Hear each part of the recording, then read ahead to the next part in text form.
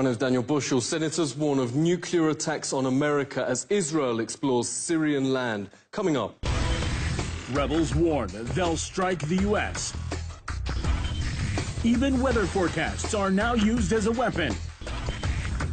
And why Syria is being called the last battle.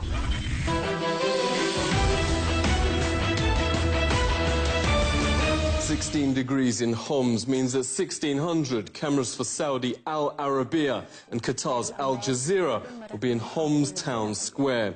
Turn up, shout a rebel slogan for 5 minutes and get paid in cash by the Saudi-US networks, which can then show this country's in chaos. Highly sceptical of the CNN and BBC versions, parliamentarian Nick Griffin went to see what Syria was actually like. He found it fairly different. This place is really quite normal. Look at this. How do you explain that? This is a war zone. But there is still a war being waged against these poor people, and obviously it has a human effect as well. Having said that, I hope you've seen the last few minutes just how banal, just absolutely ordinary and normal most life here is. Nick joins us now. Great to see you. So whether Saudi Wahhabis or US-backed Al-Qaeda, is this foreign-driven? It clearly is foreign-driven, and it's most definitely Islamist.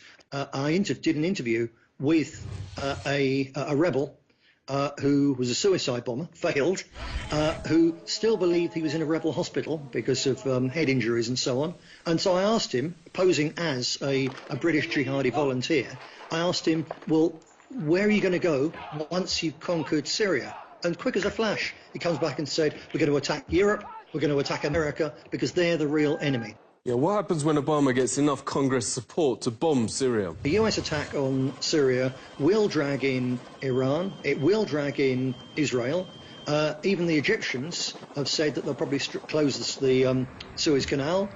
If the Straits of Hormuz are closed as well, then oil will go up to, what, $400 a barrel, almost overnight, which will snuff out any form of economic recovery all over the industrialised world and plunge us into a depression which will go on for years. There's the incredible tensions in the Far East between China and Japan, and again America. We look back on this and think, well, this was the summer like 1913.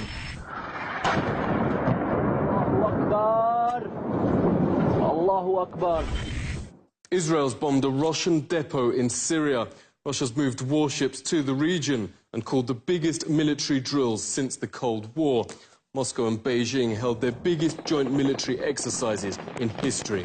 Former NSA intelligence officer Scott Rickard joins us. Great to speak to you. What happens when one of these countries actually retaliates? Honor that I believe Assad has, because had he retaliated at all against Israel, there would be an all-out war, and he basically saved the lives of his people by not retaliating. What surprised me the most this week is you had McCain say they haven't retaliated, so we can attack them anytime we want. Hi, I'm Steve. I'm Irene. I'm Lisa. My name is Tom. I'm a graphic designer, College freshman. Stay-at-home mom with a full-time job. scholar on social policy, and a barista. And I'm just like you. I'm an Obama supporter. I support President Obama. But the president needs your help. Our president can't launch into another war without you. That's why we here at the Americans for Whatever Barack Obama Wants, Did You Know He's Friends with Jay-Z, have launched a Kickstarter campaign to fund World War III. And America is dead-ass broke, so our goal is to raise $1.6 trillion on behalf of the U.S. government. That's where you come in. Even a small donation would make all the difference. A $100 donation gets you a day pass to leave your local refugee camp. You'll probably end up in a refugee camp, but it'll have free Wi-Fi. Why? Because Obama. Because Obama. Senator Graham if the US won't attack Syria, a nuke will hit South Carolina's Charleston Harbor. On the very same day, a nuclear warhead without authorizing signature was transferred to South Carolina, notes investigative site StoryLeak. StoryLeak editor Anthony Gucciardi joins us. Thanks a lot for speaking.